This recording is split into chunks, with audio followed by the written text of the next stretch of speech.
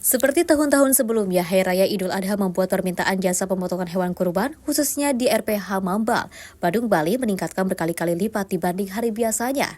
Peningkatan permintaan jasa potong hewan kurban di RPH Mambal karena fasilitas pemotongan yang disediakan lebih canggih, higienis, serta proses penyembelihannya jauh lebih cepat dibandingkan jika dilakukan secara manual. Berdasarkan pantauan di RPH Mambal, setiap pekerja terlihat bekerja sesuai tugas dan juga keahlian masing-masing, mulai dari tukang bawa sapi, pengangkat sapi, juru sembelih halal, bagian pengulitan, tukang bagian sarkas, hingga bagian packing.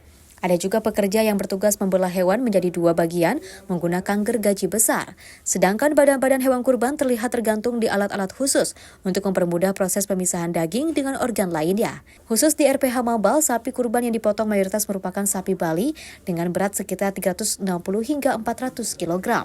Setelah disembelih, kemudian dilakukan pemisahan daging kurban dengan organ lainnya hingga akhirnya berubah menjadi daging-daging cacah yang siap dibagikan ke masyarakat maupun diolah lebih lanjut.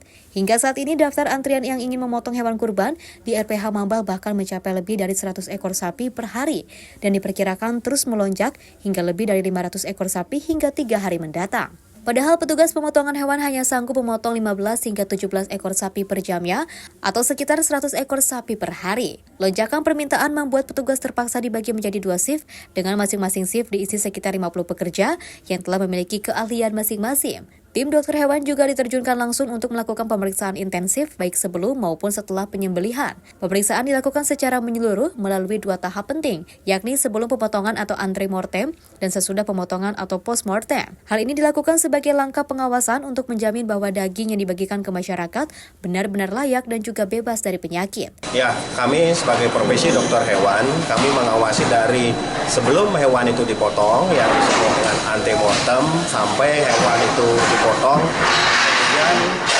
kami memeriksa daging itu layak dan tidaknya untuk dikonsumsi. Itu adalah tugas kami untuk pengawasan kesehatan daging yang akan disebarkan ke masyarakat.